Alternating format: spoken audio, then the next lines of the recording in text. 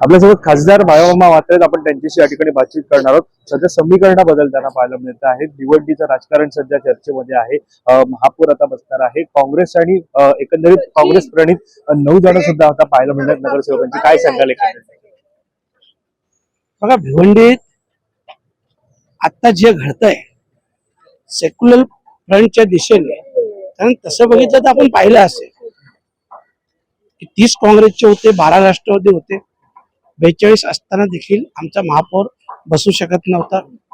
ह्या सगळ्या घडामोडी 16 तारखेनंतर झाल्यानंतर आम्ही 16 तारखेला एक निर्णय घेतला आणि या सत्ता स्थापनेसंदर्भात एक गट तिकडनं आमच्याकडं जो सेक्युलर विचारांचा आहे तो दाखल झाल्यामुळे आम्ही त्यांचं स्वागत केलं आणि साहजिकच पुढे जे महापौर उपमहापौर असतील ते सेक्युलर फ्रंटचेच असतील.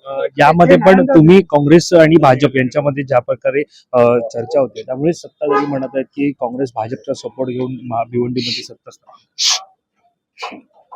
चर्चेला महत्व देण्यापेक्षा प्रॅक्टिकली आम्ही तुमच्या समोर आलोय, प्रॅक्टिकली गोष्टीला आपण महत्व देऊया.